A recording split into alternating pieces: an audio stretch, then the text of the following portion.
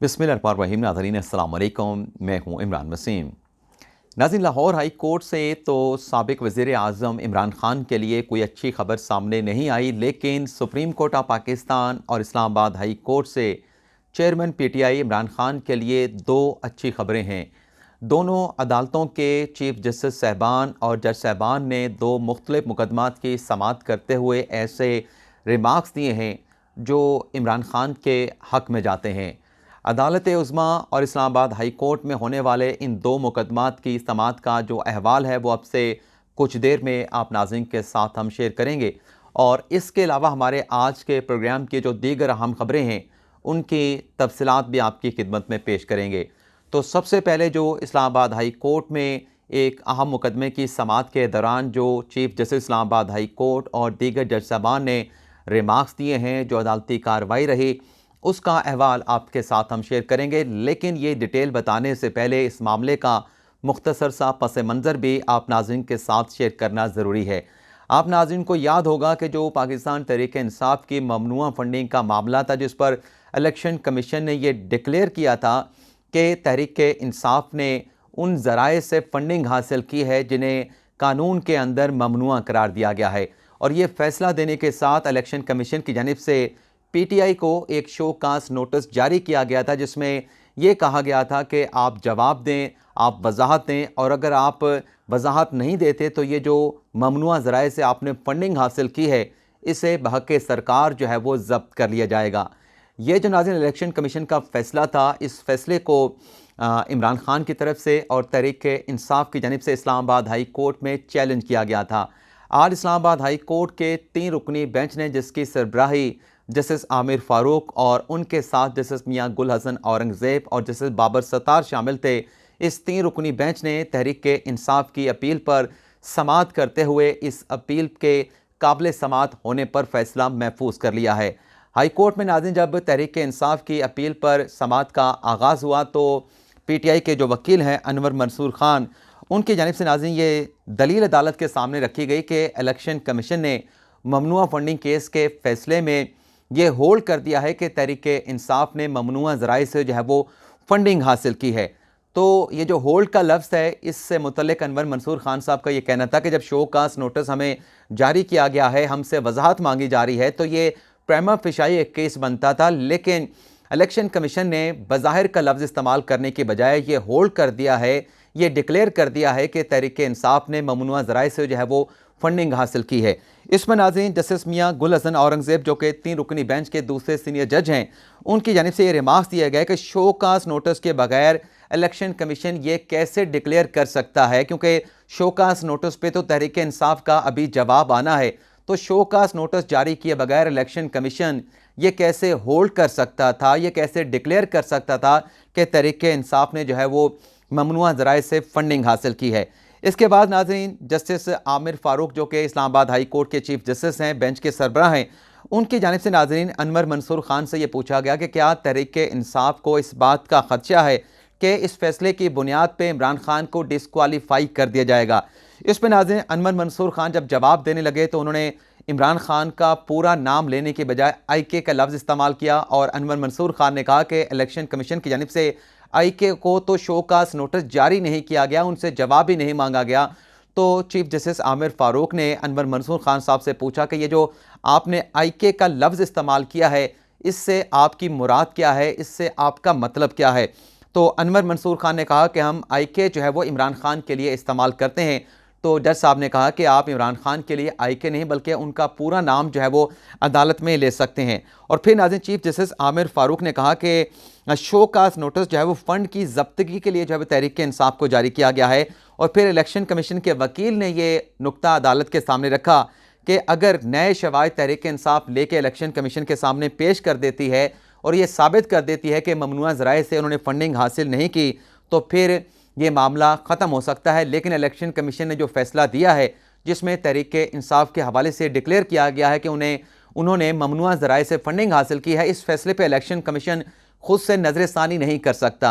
जिस पर नाज़रीन अदालत की जानिब से इलेक्शन कमीशन के वकील की सरजनिश की गई कि जब आपने शो कास्ट नोटिस जारी किया है और तहरीक इंसाफ अगर आपको ये साबित कर देती है कि उन्होंने ममनुआ ज़राए से फंडिंग हासिल नहीं की, तो फिर ये कैसे हो सकता है कि आपको अपना फैसला जो है वो आप रिव्यू नहीं कर सकते? आपको तो अपना फैसला अगर तहरीक इंसाफ का दिफा साबित हो जाता है तो फिर आपको अपने फैसले पे नजरिसानी उसको रिवर्स जो है वो करना पड़ेगा। जस्टिस मियां गुल हसन औरंगजेब ने नाज़रीन ये रिमार्क्स दिए कि फ़ंड की जब्तगी का मामला है तो फिर फैसला ये जो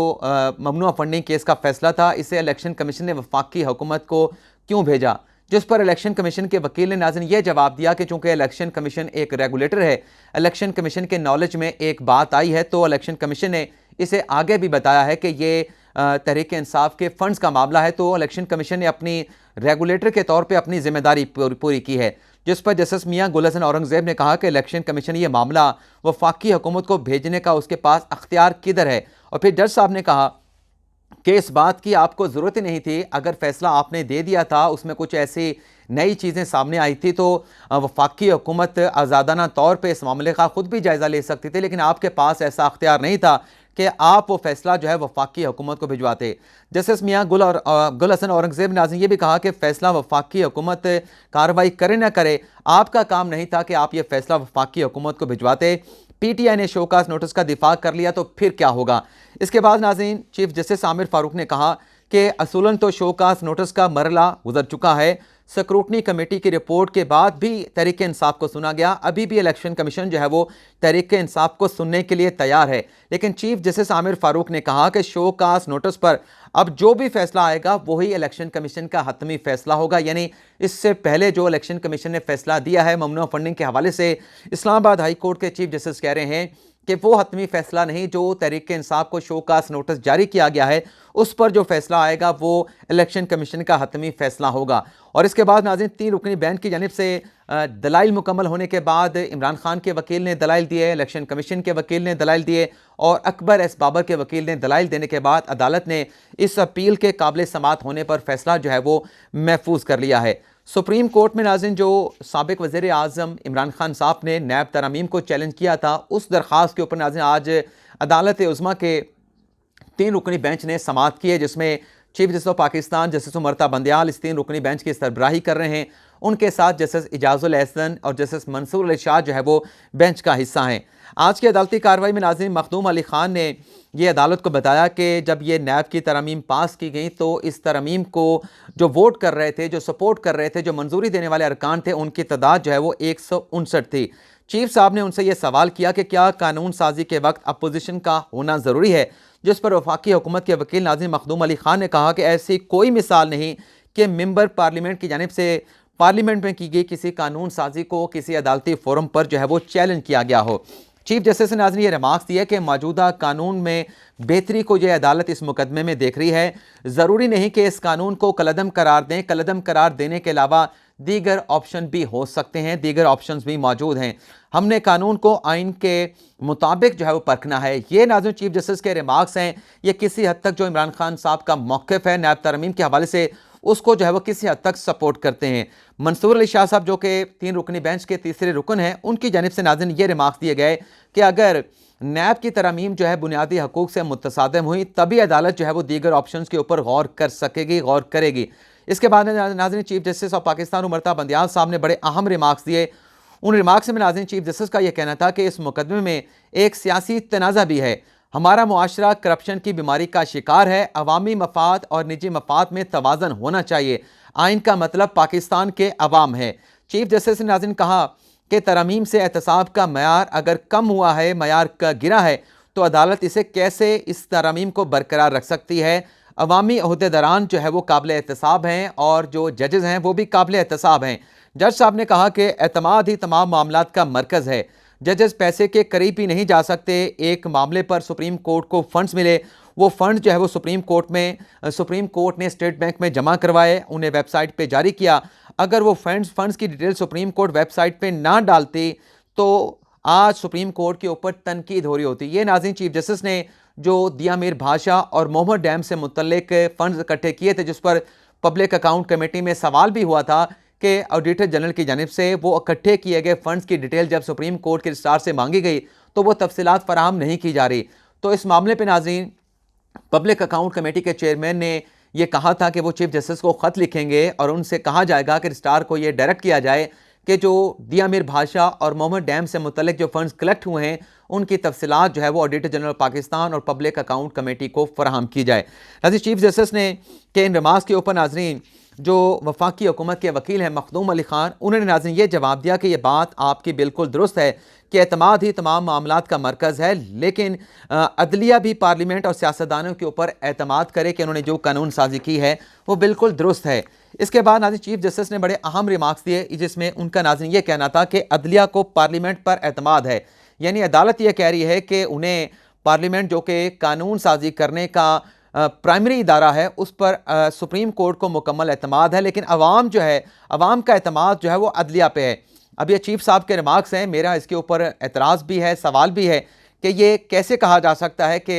अदलिया तो पार्लियामेंट पे एतमाद कर रही है लेकिन अवाम पार्लियामेंट पर एतमाद करने के बजाय महज अदलिया के ऊपर जो है अपना एतमाद जो है वो शो करें। लेकिन चीफ साहब ने कहा कि कुछ बुनियादी लवाजमात है जिस पर अदालत ने है इस नैब तरमीम का जायज़ा लेते जो है वो उस पर अमल करना है। मखदूम अली खान ने भी बड़े अहम दलाइल दिए, जिसमें नाज़रीन उनका यह कहना था कि अजीब बात है कि नैब कानून को चैलेंज करने वाले साबिक वज़ीर आज़म इमरान खान नैब कानून पर अब तहफ़्फ़ुज़ात का इजहार जो है वो पहले कर चुके हैं। मखदूम अली खान ने कहा कि अदालत हुक्म दे तो नैब के कानून के ऊपर जो PTI ने और इमरान खान ने तहफ़्फ़ुज़ात का इजहार किया था उनके बयानात की CD बनाकर मैं अदालत में पेश कर सकता हूँ। और फिर वफाकी हुकूमत के वकील मखदूम अली खान ने कहा कि जिस कानून पर इन्हें एतराज़ था अब उसी कानून को इन्होंने सुप्रीम कोर्ट में चैलेंज कर दिया है। कानून अगर गैर कानूनी हो तो ये दरख्वास्त गुजार ने साबित करना है कि कानून कैसे गैर कानूनी है। अदलिया को हर वो जवाज़ तलाश करना है जिससे कानून को प्रोटेक्ट किया जा सके, जिससे कानून को तहफ़्फ़ुज़ फराहम किया जा सकता है। अदलिया को हर वो जवाज़ तलाश करना है। अगर कानून में किसी जगह पे सुकम है तो उस सुकम को, उस गलती को सिर्फ पार्लियामेंट दूर कर सकती है। कानून को दुरुस्त करने के हवाले से पार्लियामेंट को